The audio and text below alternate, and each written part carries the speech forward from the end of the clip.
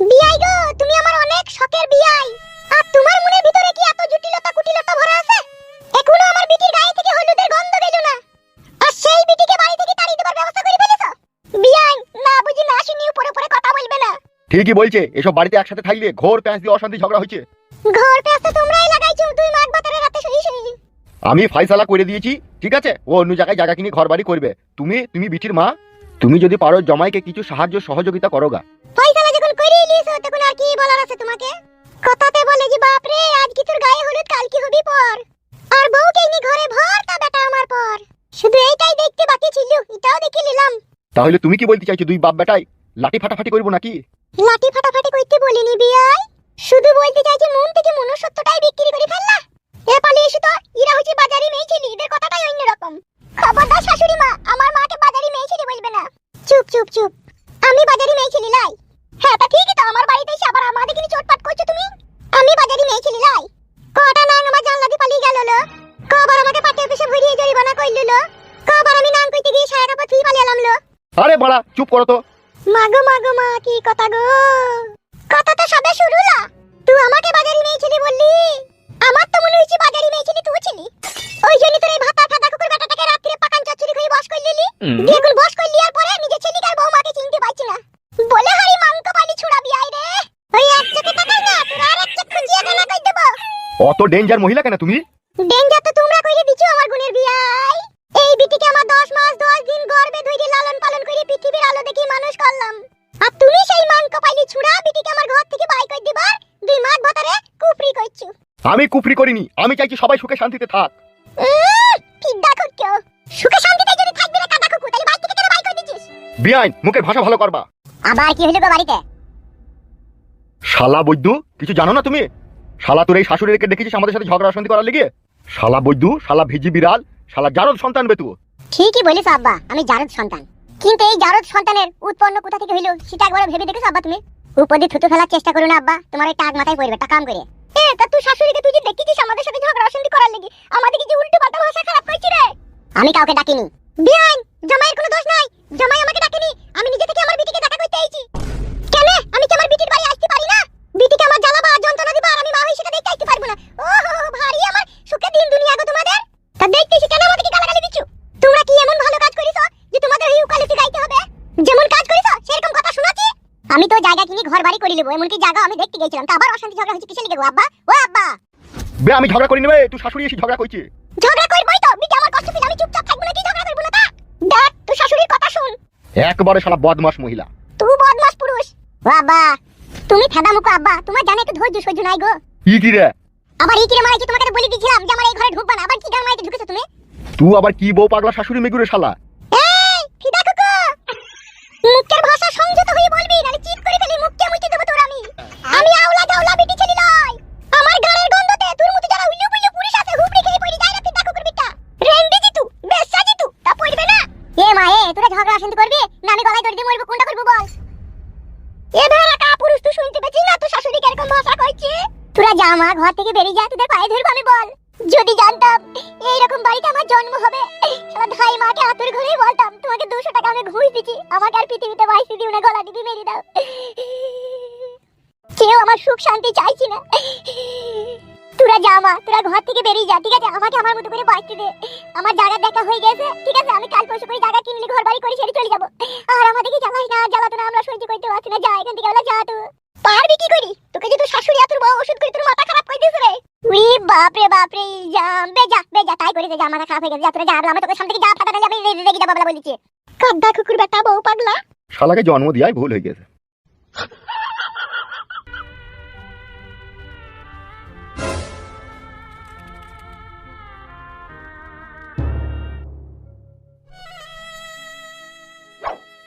বাপ জামাই গো, মন খারাপ করো না বাপ। যার কেউ নাই তার ভগবান আছে। ভগবানও মনে হয়েছে আজকে আমার কাছ থেকে মুখ ফিরিয়ে নিয়েছে। নাইলে আমি একটা সাধারণ ছেলে, আমি কোনো খারাপ কাজ করিনি, আমি শুধু বিয়েটাই করেছি। আর এই বিয়েটা যেদিন থেকে আমার হয়েছে সেদিন থেকে আমার ঘুম হারাম হয়ে গেছে, আমার খাওয়া দাওয়া উঠে গেছে, মন থেকে বিশ্বাস উঠে গেছে, মন থেকে ভালোবাসা মুছে গেছে। ওই কথা বলে না বাপ, ভালোবাসা মুছলে কি করে হবে বাপ? আমার বেটি যে তোমার জীবনের এখন সবকিছু। সেই জন্যই তো শাশুড়ি মা আমার কপালে এত দুঃখ আর কষ্ট গো। ওই কথা বলতে নাই বাপ, সুখ হবে একদিন, ঠিকই সুখ হবে। ওগো দেখতে গেলে, জায়গা কিনতে গেলে কি হলো?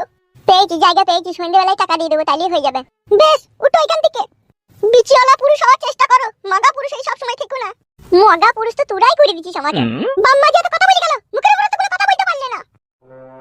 ঠিকই বলেছো তুমি, মুখের উপরে কোনো কথা বলতে পারলাম না। একটা কথা মনে রাখবা বউ, এক হাতে কখনো তালি বাজে না। তুমি যদি শুরু থেকে গুন্ডগোলটা না পাকাতে, তাইলে আজকে আমার জীবনে এত দুর্দশা আসতো না। আমি গুন্ডগোল পাকিয়েছি?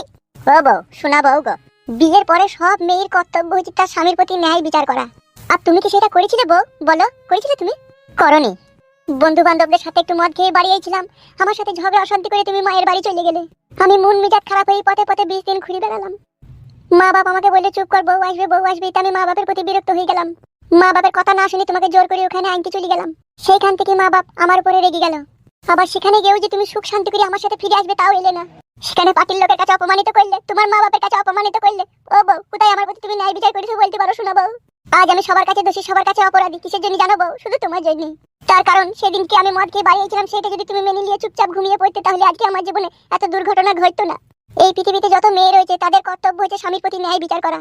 আর ন্যায় বিচার না করলে পারে পুরুষ মানুষের জীবনটা লেলাই খেলাই দগদি দগদি পটকি পটকি চিটকি চিটকি কাটবে। ওগো জামাই বাবাজি, দোষ তোমারও আছে, দোষ আমার বিটিরও আছে, দুজনেরই আছে। তোমার বিটির দোষ নাই গো শাশুড়ি মা, তোমার বিটি হচ্ছে ধোয়া তুলসী পাতা। যত দোষ আমার। আমি শালা কুলাঙ্গারের বাচ্চা, কুলাঙ্গার মহাপাপী। নাইলে একজনকে ভালোবেসে মন প্রাণ সুপে দিয়ে তার জন্য আজকে আমাকে রাতের পর রাত দিনের পর দিন কাঁদতে হয় বলো? ওইসব কথা বাদ দাও, ছেলে ওইসব কথা বাদ দাও। যা হবার হয়ে গেছে, যা ঘটবার ঘটে গেছে, এখন যেটা হবে বাবা সেটাই করো। ময়দা গুনে হয় যে রুটি, মা গুনে তো হবে বিটি। আর তার যদি হয় গো বিটি, সে যে হবে ফুলকো লুচি। খেয়ে না খেয়ে কথা খুব শিখেছিল তুমি। সব সময় থেকে আমাকে এতটুকু ছোট করে করে কথা বলবি। ছোট করে বলিনি, যেটা সত্যি সেটাই বললাম। আর তুই কেউ বলছিল ঝিনুক বুদ্ধি মাগি, তুই ওই ঝিনুকের মতো পাকানটা তো কিলবিল কিলবিল করে কেন লো লিবার লেগে? কি কিলবিল করে? তুমি আবার এসব কি না বলছো আমাকে? পাটি ছুরি, খবরদার জামাইয়ের সাথে ঝগড়া অশান্তি করবি না, যা বলবে তাই শুনবি। বলো তোমা, একটু বুঝিয়ে বলে দাও তোমা আমার। আর তুমি শোনো, বলেন শাশুড়ি মা, যেই লোকটা জায়গা বিক্রি করবে তাকে তুমি সন্ধ্যাবেলায় আমার কাছে নিয়ে আনবে, ঠিক আছে? আমি দাম দর করে টাকা পয়সা তাকে বুঝিয়ে দেবো, ঠিক আছে? টাকা পয়সা সব রেডি করে রেখেছো তো? হ্যাঁ মা, হ্যাঁ রেডি করে রেখেছি। বেশ ঠিক আছে, বাইরে থেকে একটু ঠান্ডা হাওয়া বাতাস খেয়ে এসে মন প্রাণটাকে একটু ঠান্ডা করে যাও। ভাত খাইনি যে সকাল থেকে, ভাত খাও না? একটু পরে খাবা, যাও একটু ঘুরে ফিরে এসে যাও। বেশ ঠিক আছে। এই ভালো করে শুন, যে কদিন ঘর বাড়িতে না হয়েছে, ঠিক আছে, সেই কদিন আমি এখানে থেকে ঘর বাড়িটাকে বাড়ি চুকিয়ে দিই, তবে আমি এখান থেকে যাবো, ঠিক আছে? বেশ ঠিক আছে। আর আমি তোকে যাবার সময় একটা ওষুধ শিখিয়ে দিয়ে যাবো, দেখিয়ে দিয়ে যাবো, ঠিক আছে? ভাতারকে কিভাবে নুরু মুটুলি করে শাড়ি রাখলে বেঁধে রাখতে হয় সেই মন্ত্রটা তোকে আমি শিখিয়ে দিয়ে যাবো। তাইলে তো ভালো হবে রে মা, তাইলে তো খুবই ভালো হবে, দেখিয়ে দিয়ে যাবি তা। বেশ ঠিক আছে, আমি দেখিয়ে দিয়ে যাবো, তুই কোনো চিন্তা করবি না, ঠিক আছে? আমি যতক্ষণ বেঁচে আছি তোর কোনো চিন্তা নাই, কোনো ভাবনা নাই। বেশ ঠিক আছে। আর একটা কথা, সেদিন যে পার্টির লোকগুলা গিয়েছিল তোকে আনতে, তারা কোথায় থাকলো? তাদের ক্লাবটা কোথায় আছে? কেন এই তো আমাদের এই পাড়ার ভিতরে সামনেই আছে। ওই ক্লাবে কি ওই মরুভূমিও থাকে নাকি? হ্যাঁ থাকে তো। মরুভূমির সাথে তোমার কিসের কাজ? না কাজ নাই, এমনি জিজ্ঞেস করছিলাম কোথায় থাকে। আচ্ছা, আপনার লেগে বলছে যে ও বিশাল বাড়া বেরিয়ে গেছে, ওকে এখানে রাখবো না, এখান থেকে ওকে তাড়িয়ে দেবো। ওই কথাটা তোকে কে বলছিল? ওই কথাটা সাদা কুকুর বলছে, বলছে বিশাল বাড়া বেরিয়ে গেছে মরুভূমি। ওরা তো মরুভূমিকে চিনে না, সেই জন্য এই কথাটা বলার সাহস পেয়েছে। আমি যেখানে একবার সুই হয়ে ঢুকবো সেখানে ফাল হয়ে বেরোবো, বুঝলে ভাগ্নে? বুঝতে পেরেছি মামা, তাহলে এখন আর কোনো ভয় করবো না, তাই তো? ভয় আবার কি বে, কাউকে ভয় নাই।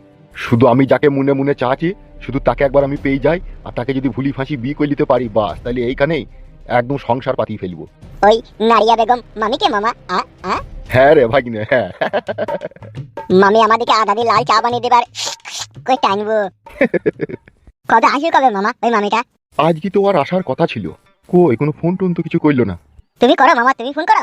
সব সময় ফোন করা যাবে না রে ভাগ্নে, একটু কেসটা ক্রিটিক্যাল কেস আছে। ও মামা গো, একটা কথা বলবো মামা? কি বল? বলছি মামা, তুমি ওই মামিকে বিয়ে করে যদি তোমার ছেলে পেলে হয়ে যায়, তখন তুমি আমাকে সাথে রাখবা তো, না বা খেয়ে দিবা মামা? অত গভীরে যাওয়ার দরকার কি বে তোর? যেমন ছেলে তেমন কথাবার্তা ভাবতে পারিস না? বেশ মামা, ভুল হয়ে গেছে, আর বলবো না। তোকে আমি যখন মরুভূমি থেকে নিয়েছি, যখন আমার কাছে তোকে রেখে দিয়েছি, তখন তোর আবার অত চিন্তা কিসে? তোর কোনো চিন্তা নাই। আর সব সময় পাগলা চুদার মতো দাঁত দায় করে হাসিস না। বেশ ঠিক আছে মামা। আরে ফুটো, আয় আয় আয় আয় আয়। কেমন আছিস? কেমন রে ফুটো? ভালো আছে মরুভূমি ভাই। ভালো তো থাকবি রে, তোর বই এনে দিলাম, তা ভালো থাকবি না তো? তোমাকে একটা কথা বলছিলাম ভাই। বল। কথাটা হচ্ছে মরুভূমি ভাই, বউকে নিয়ে আসার পর থেকে বাড়িতে বাবা মার সাথে ঝগড়া শান্তি হচ্ছে। তা আমি 2 লাখ টাকার মতো ব্যবস্থাও করেছি, আমি একটা জায়গা কিনে ঘর বাড়ি করবো, আজকে সন্ধ্যেবেলায় টাকা দেবো। তা তুমি আমার সাথে একবার যাবা? আমার শাশুড়িও এসে আমাদের বাড়িতে, আমার শাশুড়ি শুধু থাকবে, ও শুধু যাবে, তুমিও যাবা। কি তুই শাশুড়ি এসে হ্যাঁ ভাই, শাশুড়ি এসে 2-4 দিন থাকবে দিয়ে আবার চলে যাবে। তাই নাকি কখন এসে কখন রে তুই শাশুড়ি? এই তো ঘন্টাখানেক হবে আসা। বেশ বেশ ঠিক আছে, যখন যাবে আমাকে ডেকে নিয়ে যাবে, আমি যাবো, বুঝলি তো?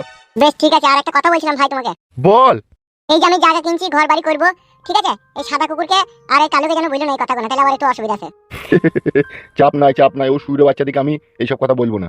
বেশ ঠিক আছে মরুভূমি ভাই, তাহলে আসি। হ্যাঁ ঠিক আছে যা। ভাগ্নে বলো মামা।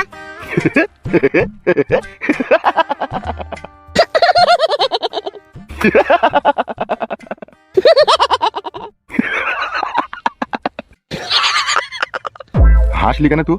কেন মামা, আপনি হাসলেন বলে আমি হাসলাম। আমি তো আমার মনের খুশিতে হাসছিলাম, তুই কিসের খুশিতে হাসছিলি? আপনি হাসলেন বলে আমি হাসলাম। আমি যে কেন হাসলাম একবারও জিজ্ঞেস করেছিস? না, জিজ্ঞেস করা হয়নি তো মামা। তুই যে জ্ঞান বুদ্ধি কবে হবে বে? আমি হাসলাম তোর মামি এইখানে এসে বলি। সত্যি করে মামা? ওই ফুটো শাশুড়ি হচ্ছে আমার প্রিয়তমা।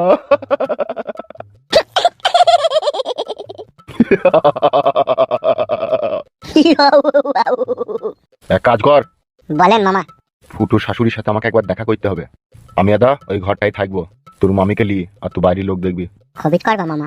হ্যাঁ বে সুইরে বাচ্চা। বেশ, আমি লোক দেখবো মামা। আমার সাথে একবার চিল্লা পেছো। বেশ চলো মামা।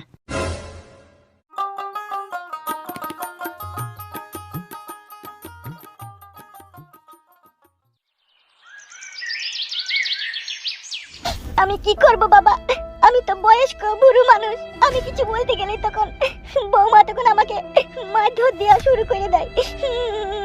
পাড়ার ভিতরে যে আপনার বৌমা পর পুরুষকে ঘরে ঢুকাইছে, তো এর জন্য পাড়া প্রতিবেশীও কিছু বলে না? কি আর বলবো বাপ, তুমি ছেলে হও তাই। তাহলে শুনো, ও এমনই মেয়ে যে পুরুষ মানুষ মানা করতে যায় তাকে লাভি দেখিয়ে, তাকে জৈবুন দেখিয়ে বস করে নেয়, দিয়ে তাকে একবার দুবার করে রাতে ডেকে নেয়। সেই জন্য ওকে আর পাড়া ছেলেগুলো কেউ কিছু বলে না। তাই নাকি? হ্যাঁ বাবা কালু, তুমি এর একটা বিচার করে দাও, নাহলে ওই বাড়িতে আমি থাকতে পারছি না, রাতে শুইতে পারছি না, সব সময় চ্যাংড়ার বাতান হয়ে গিয়েছে। আমি যখনই একটু ঘরে ঘুমাতে গেছি তখনই দেখছি হুলুই করে 8টা-10টা করে ছেলে চলে আসছে, আর ঘরের ভিতর থেকে এমন একটা বিটকেলি রজ আইছে যেটা আমি কানে আর সহ্য করতে পারছি না। আমার ওই বৌমায়ের চলন। আচ্ছা, এগুলো কতদিন থেকে তোমার বৌমা করছে? যেই দিন থেকে আমার ছেলে মরে গিয়েছে গাড়িতে অ্যাক্সিডেন্ট করে, তারপর থেকেই ও এইগুলা শুরু করে দিয়েছে বাড়িতে। কত আমি মানা করেছি, আমাকে বলছে আমি খাবো কি, আমার এই জৈবন দেখেই তো আমি ইনকাম করে খাবো, তুমি খেতে বইতে দিবা, এইরকম আমাকে চোটপাট করছে। এমনকি বাড়ি থেকেও আমাকে ডানা ধরে বাই করে দিচ্ছি। তুমি একটা ব্যবস্থা করে দাও কালু। তুমি এই ক্লাবের সদস্য বলে তোমার কাছে এর আগেও আমি একবার এসেছিলাম, কিন্তু একটা লোক ছিল, সে তোমার সাথে আমার দেখা করতে দেয়নি। কে সে দেখা করতে দেয়নি? কুমড়া চুল লোকটার নাম যেন ওটা কি আমি জানতে পারছি না, ওই মরুভূমির নাকি নাম। তাইলে হয়তো আমি ছিলাম না। হ্যাঁ ওই বলছিল আপনি নাকি একটা কোথা কাজে গিয়েছিলেন। তাইলে হ্যাঁ বাবা কালু, আমার এই ব্যবস্থাটা কি হবে বাবা? আপনি একদম চিন্তা করেন না, আপনি বাড়ি যান। আপনার ওই বৌমায় 3 কোনা বাকুড়িতে কত রস হয়েছে আমি বাই করে দেবো। হ্যাঁ বাবা, তুমি পারবা একটু ব্যবস্থা করে দিতে দাও বাবা আমার। ঠিক আছে, আপনি চিন্তা করেন না, আপনি বাড়ি যান, আমি দেখছি কি করতে পারি। বেশ বাবা আমার।